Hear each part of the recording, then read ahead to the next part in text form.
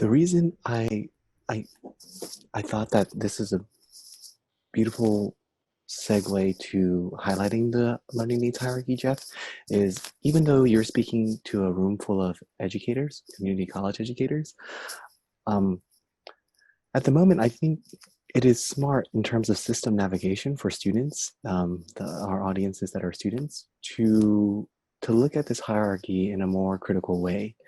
Because what I hear is, and what I'm experiencing right now in my semester is, if I just get the grades, if I just am trying to do the minimum amount of work possible to get the grades and pass, or whatever that conversion is, I won't actually necessarily address strategic deep learning skills, my motivation and goals of getting those grades, and my belief and hope about that subject and that content.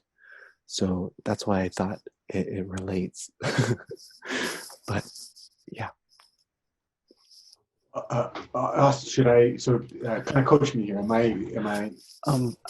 I think if you are able to respond a bit to Balaram's question, which is, how do we get more purpose out of our learning in our courses?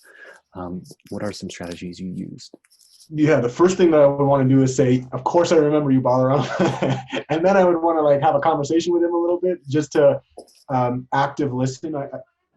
I really like to, when I'm listening to a student's question, I like to repeat back what I heard so that they can correct it.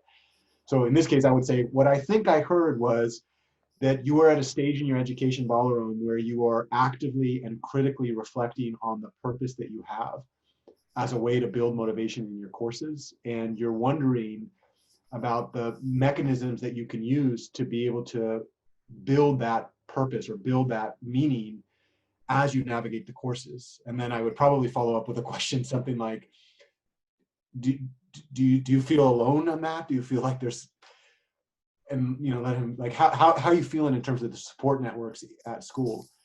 Given that I can't have a conversation with him, this is asynchronous. It's such a pleasure to be in contact. I guess one of the first thing that pops up, if I can come back to the hierarchy later, and then just kind of stay base level. So the first thing that I would say to Balaram, and I think he's already passed this, but I would actually break that discussion into two parts. The first part would be the strategic, and the second part would be the deep. I have a feeling that Balaram is already past the strategic portion of this conversation and that we should really jump into the deep. But because I'm not actually sitting live in front of him, and because we may have viewers that are at different stages in their development of academic competencies, I might as well just give lip service to the strategic part. One of the first things that I like to say is I like to help students become strategic deep learners.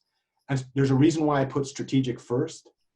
I think it's very, very hard to think about long-term purpose if there's no food on the table, right? Or if you don't have shelter, or if you don't have light in your home. And another way to say that is, there's a difference between engineers and mathematicians, right?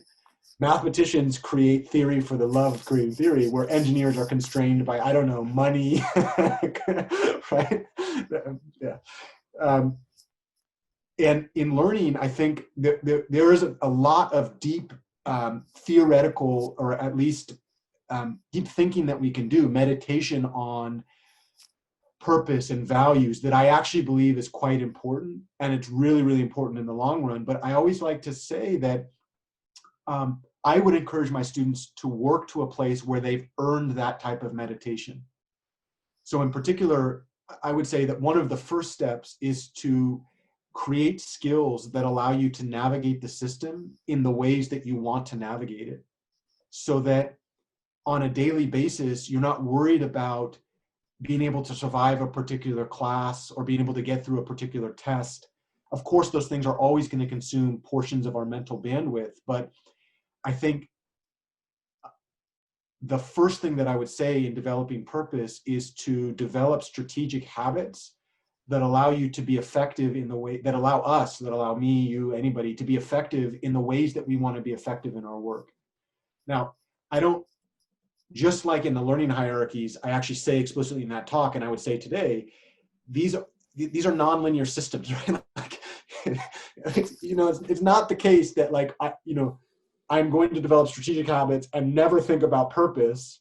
And then once that's done, I'm going to transition to the purpose and never think about, like, they're a revolving system. They're like the plan, act, and reflect cycle, right? Like on some parts of the day, I think about strategic habits. On other parts of the same day, I think about purpose. And sometimes they're in direct conflict, sometimes they're together. But I think in the early stages of developing competencies, there are a lot of reasons why I think it's really powerful and actually liberating to focus on the lower levels of the hierarchy, because the upper levels I often find require many, many years of meditation. And it's hard to make space for those years of meditation if I am constantly feeling that I'm fighting for survival, right? That I'm constantly along that line where I don't know if I'm going to sink or swim, right?